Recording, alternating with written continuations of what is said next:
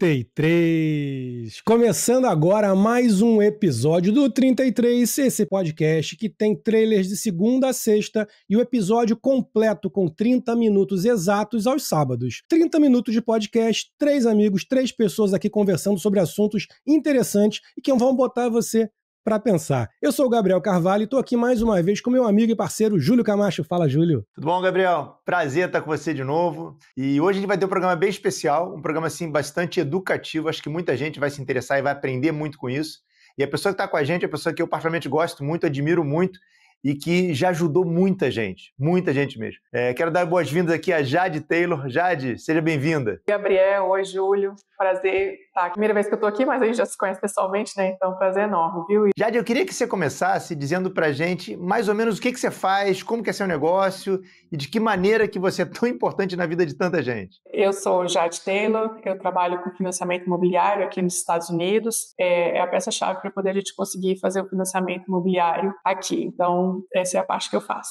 Ô Jade, eu tive uma experiência, né? Comprei minha casa e demorou para eu entender o papel do mortgage broker, né? O que era fazer um mortgage? Porque no Brasil a gente vai lá, aplica, escolhe o imóvel que a gente vai comprar e aí entra no financiamento. E aqui, quando eu fui começar o processo, anos atrás, o pessoal falou, não, antes de escolher a tua casa, você tem que ir falar com um agente de financiamento, o mortgage broker, você tem que falar com ele. Eu falo, mas como assim? Eu não tô entendendo por que eu tenho que primeiro, eu não sei a casa que eu vou comprar, como é que eu vou saber? Mas aí o cara falava assim, quanto que você vai gastar? Quanto que você tem? Eu falava, calma, meu irmão, eu não sei nem qual é a casa que eu vou comprar, como é que eu vou te dizer quanto que é? E aquilo na minha cabeça não entrava, claro, vindo com a cultura do Brasil, com a experiência. Depois eu até vou dar aqui o meu testemunho, que faz muito mais sentido o processo aqui nos Estados Unidos, na minha opinião, muito mais sentido do que faz no Brasil. Eu sou aprovado para o valor que eu posso comprar. Então, depois que a gente aplica para o mortgage, depois você me corrija se estiver errado, né? Eu aplico para o mortgage, eu boto todos os meus documentos, o que eu tenho de poder de compra, e o mortgage broker fala, olha, você pode comprar uma casa de até tantos $1.000. Né? Então, 100, 500, 1 milhão, 2 milhões, ele fala, até isso você pode comprar, tá? Aqui você está aprovado, você vai conseguir comprar uma casa de até tanto. E aí você sabe, quando você vai ao mercado, qual é o valor da casa que você realmente pode comprar, não é isso? Não é exatamente... Exatamente. Então, já facilita tudo, né? Porque você já entra no processo sabendo quanto, mais ou menos, você vai pagar mensalmente, a gente já sabe a sua capacidade de pagamento, né? Porque não adianta também você querer comprar uma casa de 500 mil, mas você só tem capacidade de pagamento para uma casa de $2.000, por exemplo, entendeu? Então, assim, a gente já faz uma análise mais completa e quando você já entra para poder começar a olhar a casa, você já entra com uma expectativa mais na realidade, entendeu? O Gabriel bem falou, no Brasil a gente parte da lógica de primeiro encontro a casa e depois eu vejo como é que eu faço para comprar e pagar aquela casa. E aqui realmente é muito diferente, né? A gente tem uma lógica muito oposta. E tem alguns termos que a gente fala assim, usualmente aqui nos Estados Unidos e que talvez para o brasileiro não seja tão comum. Então eu queria falar um pouquinho, porque a gente fala de histórico de crédito, de pontuação de crédito, de pré-aprovação. Dá um panorama assim para a gente, como é que funciona essas outras coisas que não são nem tão usadas, né, para o brasileiro. Pelo brasileiro. Bom, no geral, é muito importante você manter uma boa pontuação de crédito. Então, quer dizer, como é que você tem uma boa pontuação de crédito? Tendo um bom histórico de pagamento, você tendo cartão de crédito, porque, querendo ou não, aqui você precisa ter dívidas. Se você não tiver um cartão de crédito, não tiver um financiamento de um carro, você não gera crédito. Então, tem várias coisinhas aqui que são diferentes do Brasil, mas o princípio é o mesmo. Você tem que ter uma boa pontuação de crédito, você tem que ter como verificar renda, né? Coisas assim, para poder você conseguir aprovar para um financiamento. A gente fala muito do termo pré-aprovação. Como é que é isso? Assim? Como é que se calcula isso? O que é uma pré-aprovação? Qual que é a importância dessa pré-aprovação para a compra de uma casa? A gente vai dar uma olhada no crédito, ver se você está com crédito legal para poder qualificar para uma casa. Vamos analisar a renda, né? Muito importante. Então, é muito importante você checar o imposto de renda, né, como está sendo feito o imposto de renda. Essa parte aí vai facilitar muito mais o processo para poder justamente quando a pessoa entrar em contrato, o que é entrar em contrato? Quando ela achar a casa, né, o corretor dela escrever o contrato, daí a pessoa já vai estar 3 passos na frente, entendeu? Não quer dizer que é 100%, não, mas eu vou te falar que se você trabalhar com uma pessoa que faz um bom trabalho de pré-análise, a chance de você aprovar na sua casa é 99%. É isso é uma verdade. Queria aproveitar e pegar um ponto, Jade, porque a gente aqui estamos falando com brasileiros que moram aqui nos Estados Unidos, mas grande parte do nosso público são brasileiros que estão no Brasil. E acho interessante, primeiro, a gente mostrar um pouquinho de como funciona isso aqui na cultura americana, mas também tem muita gente que tem interesse em comprar, que está no Brasil, que tem interesse em comprar um imóvel nos Estados Unidos. Às vezes nem quer morar aqui, mas tem interesse em investir. Tem muita gente que tem muito medo, que não consegue nem entender que comprar um imóvel nos Estados Unidos é uma possibilidade, vê isso como algo muito distante. Como é que funciona para um brasileiro que está no Brasil, que geralmente nem pensa em vir morar aqui, pelo menos não agora, mas que quer comprar um imóvel nos Estados Unidos? É fácil? É possível? É possível, tá? É possível. Eu vou dizer que é um processo fácil, né? Talvez seja até mais fácil do que a gente que está aqui, né, indo pelas vias tradicionais, porque a entrada é muito maior. Então, o risco de quem está emprestando o dinheiro, né, que a gente chama aqui o lender, o risco dele é bem menor, porque a pessoa está dando uma entrada muito grande, mas é muito fácil, tá? A pessoa não precisa ter crédito nos Estados Unidos, como nós que moramos aqui, né? Em geral, é necessário que a gente tenha crédito aqui. A pessoa que está no Brasil, a gente não trabalha com crédito tradicional. Muitas vezes a gente não precisa nem verificar a renda deles lá, é feita de uma outra forma. São cartas de referência que a gente pega do banco deles, do contador dele no Brasil. Agora, o ponto X do cliente que está no Brasil para poder comprar aqui é que ele já tenha uma conta aqui nos Estados Unidos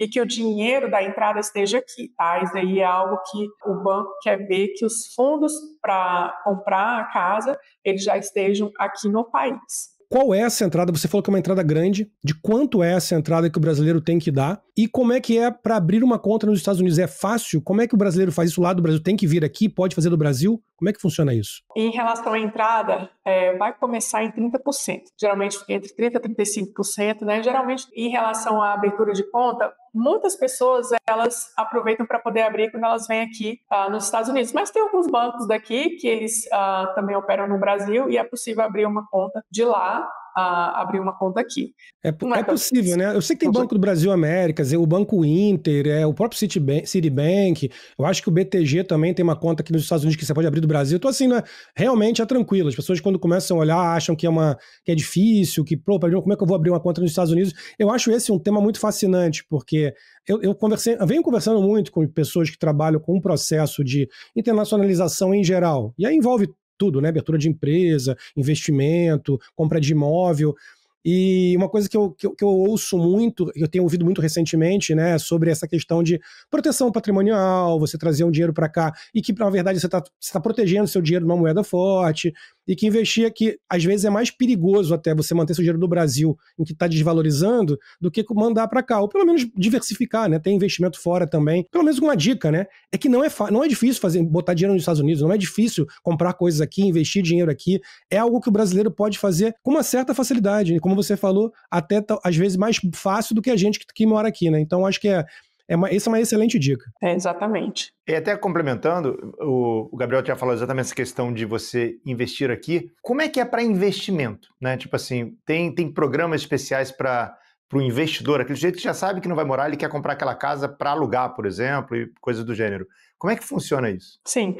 Então, temos duas situações, né? Se o investidor ele está no Brasil e ele quer investir aqui, então cai nessa situação, como eu te falei, que a gente não precisa de o crédito tradicional, né? A gente precisa basicamente que o dinheiro esteja aqui no país, mas também tem um investidor que já mora aqui e ele quer comprar, muitas vezes, por exemplo, tem clientes que moram na Geórgia e querem comprar na Flórida. Muita gente tem casa, né, de veraneio na Flórida, ou então casa de investimento, né, para poder fazer Airbnb, coisas assim. Sim, é possível, as condições são um pouco melhores, né, se você mora no país, e daí você tem os documentos de amparo daqui, você tem pontuação de crédito daqui, daí é um pouco mais fácil, a entrada é um pouco menor, porque aqui, se você, por exemplo, você é residente e você tem toda a sua documentação de amparo, o social, que é o equivalente ao CPF no Brasil, né, você tem a oportunidade de comprar em programas até com 0% de entrada, né? Então, quer dizer, para o investidor, sim, temos as opções, mas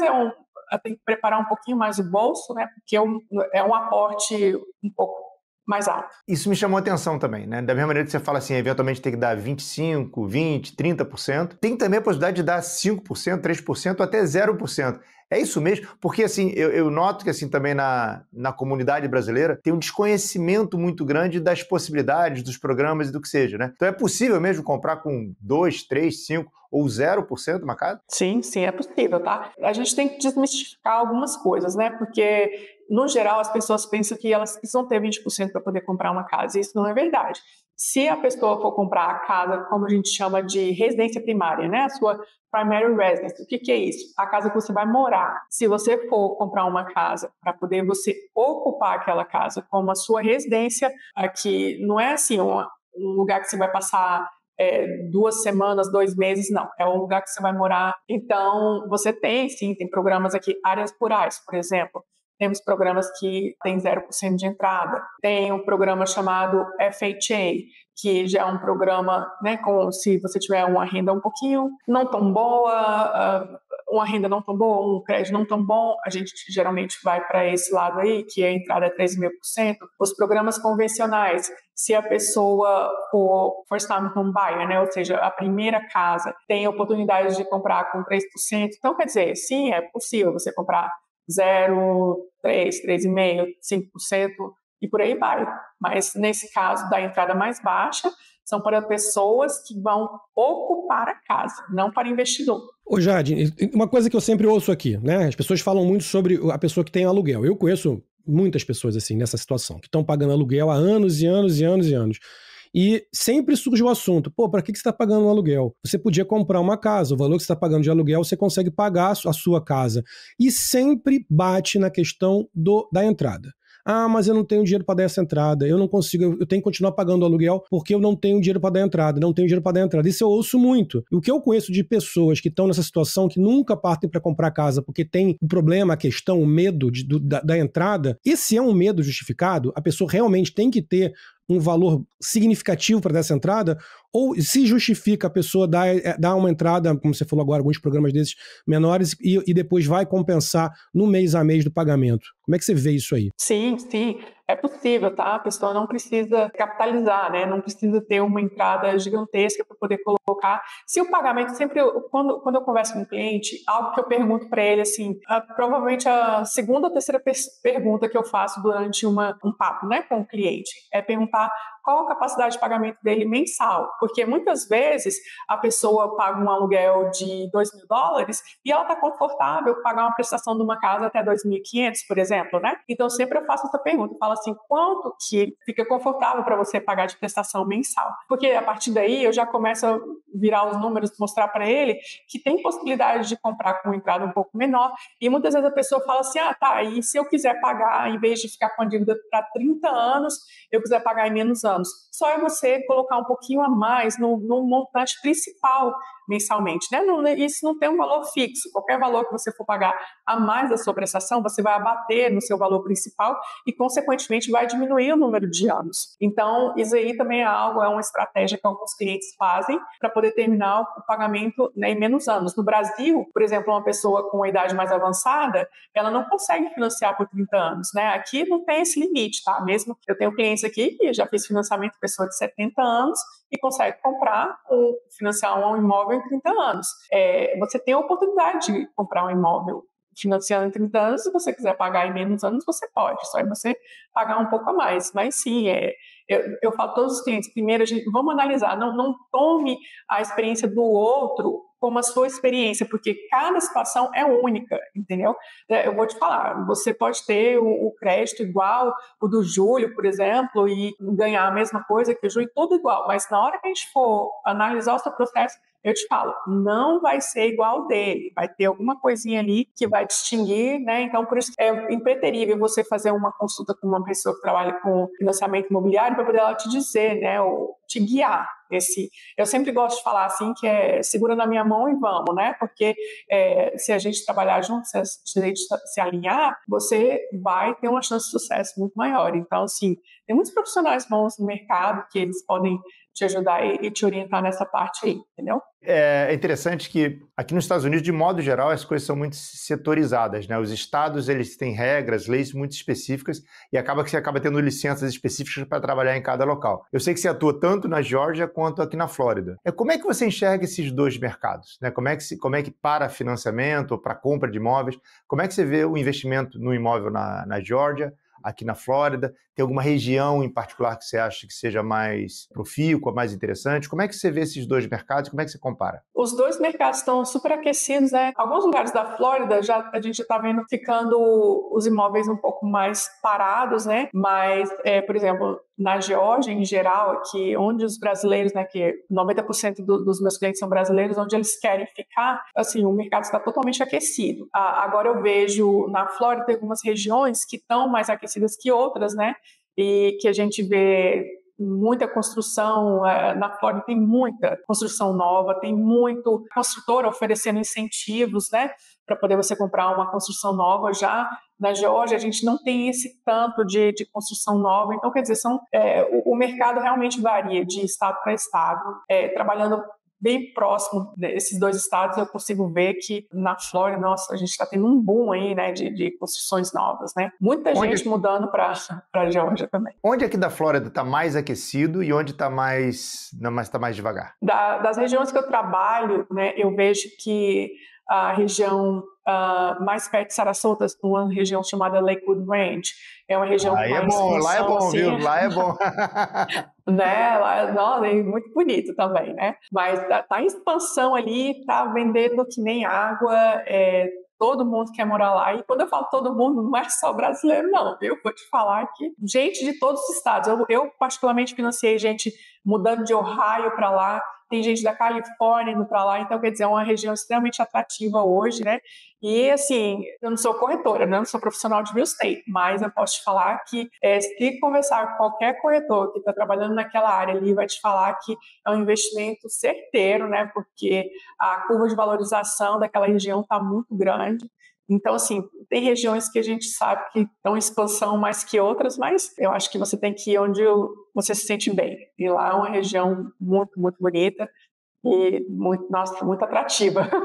A gente mora aqui em Lakewood Ranch, a gente é apaixonado por esse local aqui, e é bom saber, né, que além de tão prazeroso, tão gostoso, vale a pena como investimento, né? Com certeza. Eu, Júlio, como você sabe, eu tô aqui no plano de também ir, né? Tô aqui dependendo da patroa, dependendo de algumas situações aqui, mas eu adorei também Lakewood Ranch. Também vou falar que eu fui lá, o Júlio tem me chamado bastante pra conhecer a região. Eu fui, cara, eu fiquei apaixonado. Minha família ficou apaixonada. Só que a gente tem uma série, várias questões pra colocar em prática primeiro, mas aí nos próximos 2 anos, aí eu pretendo já começar a fazer os movimentos. Vamos ver. Mas, Jade, eu queria saber uma coisa de você. Vamos lá. E esse é um ponto interessante. A gente está falando aí da valorização, né? O Júlio, a gente mora aqui na Flórida, e a gente tem 2 questões aí. Uma, que os imóveis na Flórida cresceram muito de valor. Então, muita gente começou a se mudar da Flórida, sair da Flórida, pessoas que não conseguiam pagar, muita gente veio para a Flórida. Então, assim, por um lado, o mercado ficou gigantesco, super aquecido. Por outro lado, também ficou um mercado que começou a assustar um pouco. Como você enxerga que é daqui para frente? Qual é a sua visão em relação a isso? Tudo a gente vai ter que revolver política, porque está tudo interligado. Hoje, o momento, as pessoas estão um pouco, vamos dizer assim, mais ressabiadas, né? Esperando o que vai acontecer desse novo governo e tudo. Então, quer dizer, algumas pessoas estão em pausa. Mas a gente sabe que o mercado, tudo é procura e demanda, né? Então, quer dizer, agora a gente está meio que indo para ter mais um equilíbrio no mercado, né? E é um equilíbrio saudável, porque do jeito que estava durante a pandemia, por exemplo, eu tive clientes na Geórgia que ofereceram $100 mil a mais numa casa. Para mim, eu acho loucura você, né, uma casa de 400 mil, para poder ganhar a oferta, você oferecer 100 mil a mais na casa. Agora não, está no mercado mais saudável, isso é bom. Né, você ter mais casas no mercado, ter um equilíbrio, porque assim, os compradores não sempre estão pressionados, eles conseguem negociar mais, né? Então, agora é um mercado de comprador, que a gente chama, né? Onde você tem chance de negociar algumas coisas, né? Vamos dizer.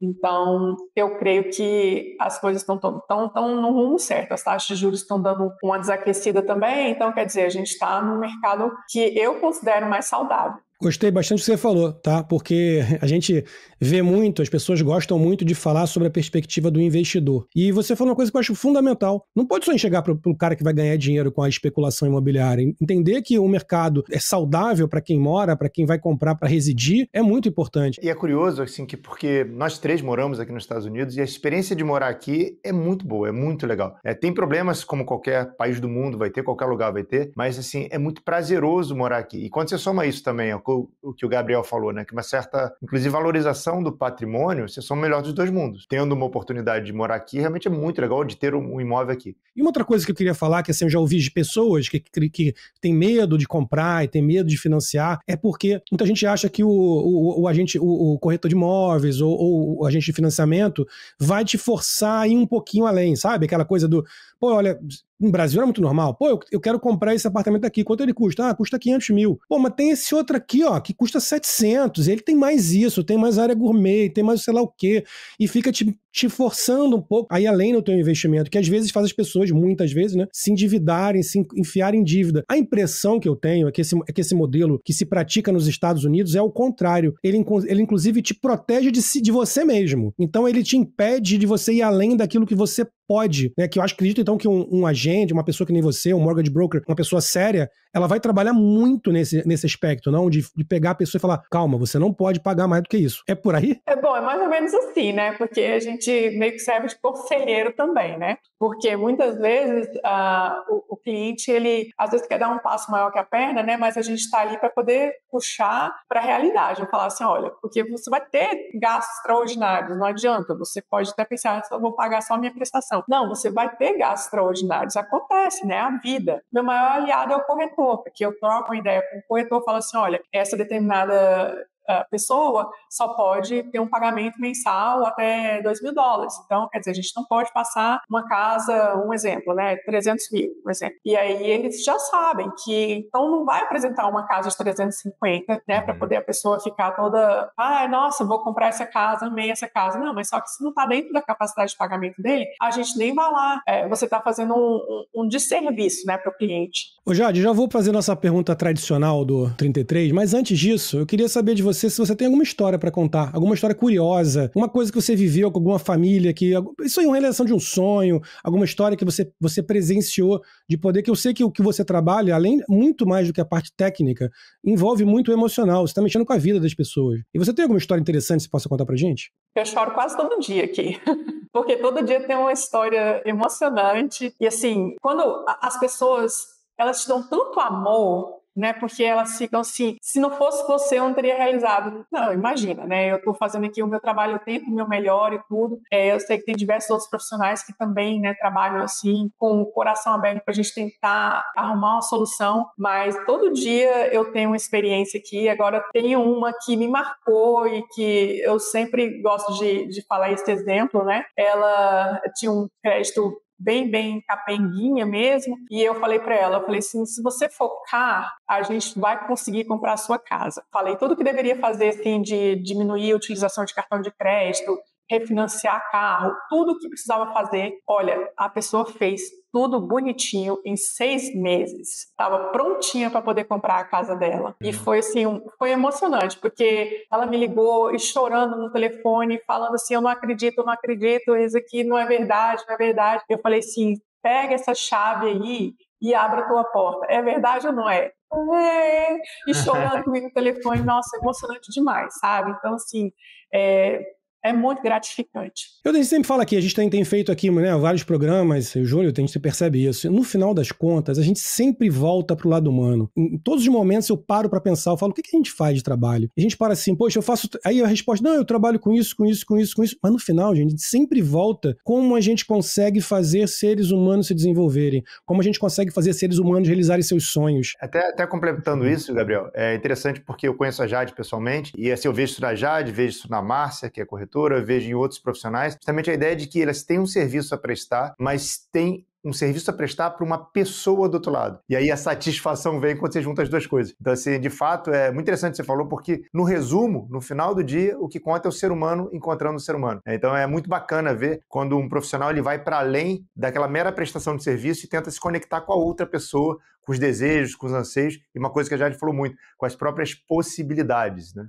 E eu acho assim, que quando você trabalha com o que você verdadeiramente ama, fica muito mais fácil, entendeu? Porque, assim, não vou dizer que são só flores, né? Logicamente, a gente tem uns risquinhos aí do caminho, mas é muito gratificante, sabe? E assim, os clientes, quando eles ligam pra gente, eles contam das vitórias deles, são nossas vitórias também, sabe? Deixa eu aproveitar isso que você falou, Jade, porque a compra de um imóvel, a compra de uma casa, sobretudo, né, fora do seu país, é uma coisa que você não quer errar, né? Você quer acertar, né? Você quer dar o tiro certo. Eu queria trazer para você, são 3 perguntas, na verdade, essa é a primeira. Ao longo da sua carreira, né, e seja como você ajudando as pessoas a comprarem seu próprio imóvel, ou você comprando o seu próprio, falar de algum erro que você cometeu e o que você aprendeu com isso. O meu maior erro, assim, durante essa minha jornada é de muitas vezes você querer agradar o cliente, né, e falar aquele sim para ele quando você deveria falar não. Então, assim, hoje que eu já sou uma profissional que estou, né, nessa estrada aí há um certo tempo, eu já aprendi essa lição, porque no início eu tinha muito problema poder falar um não para o cliente, e muitas vezes o cliente precisa que você fale aquele não. Você puxa aquela orelhinha dele ali e fala assim, volta para a terra, porque isso aí não dá certo, né? Vamos trabalhar dentro da sua realidade, entendeu? E a segunda pergunta é de respeito exatamente ao erro do cliente, né? Que erros que você vê as pessoas mais cometerem e o que elas podem aprender com isso? Os clientes que a gente chama overextend, né? Que é assim, que tem muita dívida, que impacta seu poder de compra, né? Então, assim, às vezes eu tenho um cliente aqui que tem $80 mil de dívida em cartão de crédito, né? Então, quer dizer, tem que ter muita consciência, saber o que vocês estão pagando para poder depois isso aí não afetar no seu poder de compra lá na frente. E a terceira pergunta, e para aquela pessoa que acha que não erra, aquele cara que está sempre certo, o que você diz para ele? O primeiro erro já está aí, né? Tem muito acesso à informação hoje, gente, pelo amor de Deus, no YouTube, aí você, né, você pesquisa qualquer coisa, você acha uma resposta aí, então ninguém é dono da verdade, então assim, vamos ter a humildade de chegar a pesquisar um pouco, parte do pressuposto que assim, se eu não sei, eu tenho que perguntar para quem é profissional naquela área, a mesma coisa em todas as áreas da vida, você chega no profissional para poder você ter um pouquinho mais de informação, e também a internet hoje está aí para isso, para poder ajudar a gente. Perfeito. Júlio, eu acho que tá lindo, né? Porque se a gente continuar, né? Vamos caindo no velho problema de não saber o que corta, porque é tanto assunto bom. Mas, Jade, muito obrigado mais uma vez por você estar aqui com a gente. Queria fazer a última pergunta, a pergunta tradicional do 33, a pergunta dos nossos treinos de sexta-feira, já tradicionais. Se você tivesse 3 minutos, somente 3 minutos, com qualquer pessoa que está nesse mundo ou que já passou por esse mundo, quem seria essa pessoa e o que você perguntaria para ela te responder durante esses 3 minutos? Eu vou falar do coração, né? Eu queria mais 3 minutos com a minha avó, a pessoa que é muito responsável na minha formação, né, de ser quem eu sou hoje, seria com ela. Se me desse 3, 30, quantos minutos eu pudesse, seria com ela. Você teria para fazer uma pergunta. Que pergunta você faria para ela? Eu perguntaria para ela como que ela conseguiu ter esse coração lindo, né, passando por todas as dificuldades que ela passou na vida dela. Tanta leveza que você fica se perguntando como que aquela pessoa conseguiu, né? Eu queria complementar uma coisa. Normalmente as pessoas fazem perguntas de coisas que são importantes para elas próprias. Então, quando você fala, por exemplo, do coração, uma pergunta que você quer saber sobre o coração da sua avó, de fato você está falando sobre o seu próprio. Então é muito interessante que as respostas, elas às vezes são menos importantes que as próprias perguntas. As perguntas, elas carregam mais informações do que as próprias respostas. Jade, foi um prazer conversar com você, foi um barato, mas acho que o mais importante é que você disse, né, é essa responsabilidade que o profissional tem que ter, né, desse lado, no sentido de muito mais do que viabilizar, orientar mesmo, né, para que aquele caminho seja um caminho planejado, um caminho seguro e um caminho muito bem cedido. Queria te agradecer de verdade a presença aqui. Foi muito legal, muito gostoso conversar com você e espero que a gente possa conversar mais vezes no futuro, tá bom? Foi muito legal. Eu que agradeço o convite de vocês, tá? Muito obrigada pela oportunidade, né, de esclarecer algumas coisas, de desmistificar algumas coisas também, né? Então, eu agradeço demais. E quem precisar de alguma informação, estamos aqui, né, eu e minha equipe, para poder tentar sanar algumas dúvidas, né, talvez fazer o caminho um pouquinho mais fácil. É isso aí. Jade, obrigado mais uma vez. Muita gente vai querer saber mais sobre isso, tenho certeza que vão te procurar, e quanto mais a gente puder esclarecer é bom, e é uma coisa que é boa para as pessoas, que vai ajudar muitas famílias. Então, muito obrigado pelo seu tempo, estar aqui com a gente e trazer essas informações que são realmente muito importantes na vida de muita gente. E é isso, gente. Obrigado a você que está aqui com a gente até agora. Não esquece de se inscrever aqui no nosso canal, que é muito importante, acionar o sininho de notificação, curtir muito esse vídeo aqui, os outros vídeos que estão aqui no canal, compartilhar, mandar para as pessoas. Tenho certeza que o programa de 30 minutos, os nossos trailers, sempre tem informações que são importantes para muita gente que vai gostar também de saber sobre aquele assunto. Maravilha? Então, semana que vem tem mais e diga 33.